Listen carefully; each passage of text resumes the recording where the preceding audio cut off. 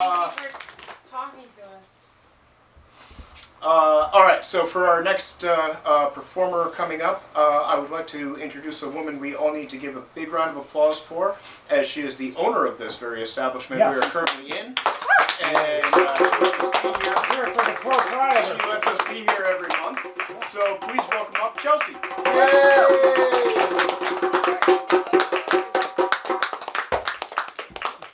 Thank you very much. And thank you for everyone being here. I don't know why I chose this one this evening, but it just, I don't know, it seemed right. It's called Easter. It's a piping steel cold morning, and my exposed knuckles ache like they've just been burnt on a stove against the wind. The taste of my first cigarette and coffee linger on my lips. The air is bright and the sun betrays the weather, betrays us, with its slanting glow, reaching around Andersonville's blue and yellow water tower with a teasing embrace. I'm walking to work, juggling my coffee between hands, exchanging the stained cup back and forth to utilize at least one of my coat pockets. Still don't have gloves. Damn it. Shit. Hats at the shop. Stupid. And so it goes. It's still too early for many people to start gathering around the many breakfast and brunch watering holes that our neighborhood is so famous for. A smattering of morning stirs clench themselves inwards, away from the chill and from opposite glances of people coming in the other direction. This crap again. Still. We all seem to be silently screaming in catharsis together, though avoiding each other's eyes.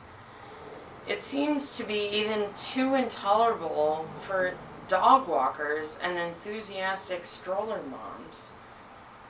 I pick up my pace, thinking I'll make a pit stop at Starbucks at least, to keep my coffee warm for a few more blessed moments. Go la Colombe! Fuck Starbucks. Not really, but this morning, fuck Starbucks. As I pass Farragut's, I notice a man walking a bike with tears in his eyes, approaching from the north. I also have tears in my eyes, accounting for the drifts of icy knives penetrating them. But having caught his glance, I smile mildly, not expecting a response. He looks directly at me, and after a halted, sputtered second half, smiles back, and stopping, asks, "Can I tell you something?" I pause, wary of a panhandler, or a long story. Quote, "I just want you to know that you should never stop doing what you just did. Smile at me. No, no one in this neighborhood does that.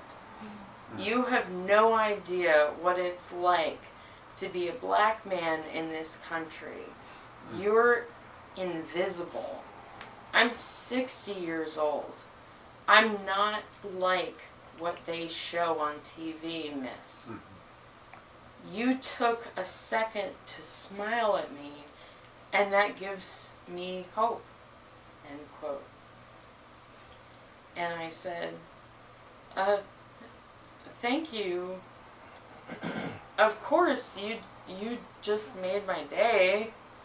I'm crying now reading this, obviously. "You made my day." "No, you're not understanding me. You're not understanding me. People all the time are thinking of killing themselves, and just 1 minute can change that. I'm an hour away from going to prison.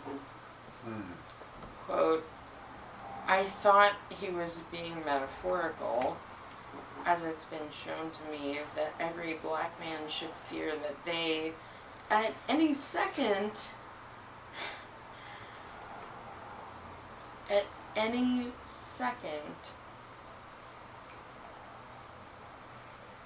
can be targeted, arrested, or killed. I was wrong. End quote. And I didn't get granted an advance for my court appearance today. I need $24. Otherwise, I'm in prison for a crime I didn't commit. Now, what's your name? Well, I'm Chelsea. Sticking out my hand. I'm Daryl. Shaking it heartily. Chelsea, my wife used to have a Coke bottle shaped like you. She's 90 pounds now. I don't want to bury my wife, and I don't want to be in prison while she's suffering. You're a beautiful girl. You don't see color, but your insides are so much more beautiful. Miss Chelsea, you wouldn't believe what it's like. Now he's starting to sob. I've got about a dozen thoughts going, one of which is, shit, this coffee was $4. What can I do for this guy? I just want to get in somewhere warm. I am freezing. I'll give him the cash I've got and get out of this. Hey Daryl, I've got a few bucks left. You're still not listening to me. You're still not listening to me. I ask people around here all the time if I can do something to earn a little bit of money. I'm no beggar. You could give me $1 million. That's not what I want. What I want from you is two things. For you to always be the way you are to me, and to do that for everybody. I want it for that restaurant down there the other day. End quote. He points to a restaurant I know well, but won't identify it. Doesn't surprise me. And I ask for a cup of water. The man in the front says, you have to pay for it, and I have no money. I walk out of the door and see they got a dog bowl. A dog bowl. Sitting outside. Yeah. I come back in and says to this man, you're more willing to offer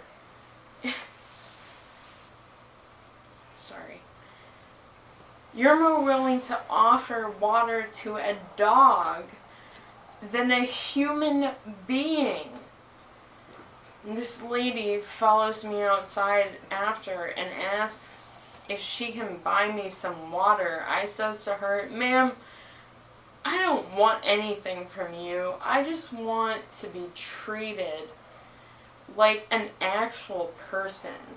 If you fell over sick right here, I would help you.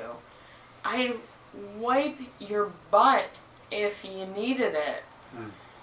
He allows a fresh round of tears.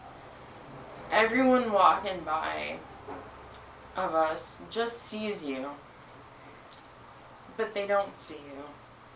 I'm invisible. You have no idea. You're right, I said. I don't.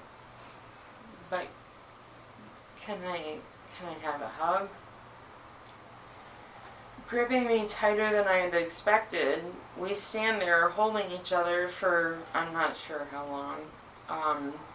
He'd been spinning here and there throughout his speech with his passion and his tears and his fury, and I'm not proud to say I was aware of his gooiness just a little bit. After breaking apart, I say awkwardly, let me go to the ATM just down the...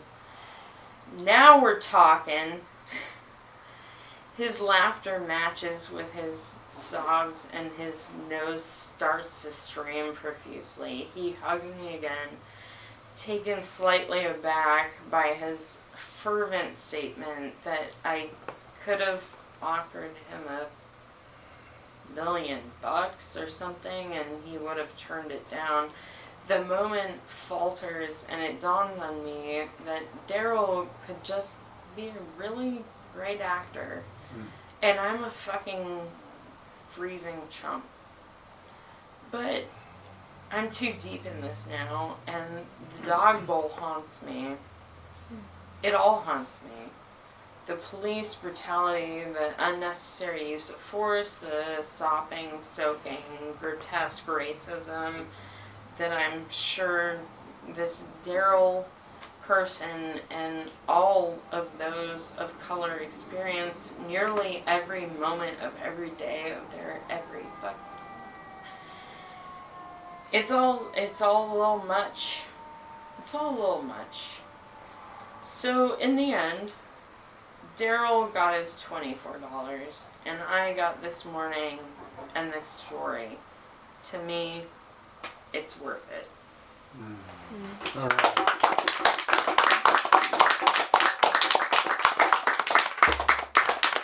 Keep going for Chelsea, everybody. Oh, fucking writers making me feel things and whatnot. Yeah. All right, so let's see. Coming up next, we've got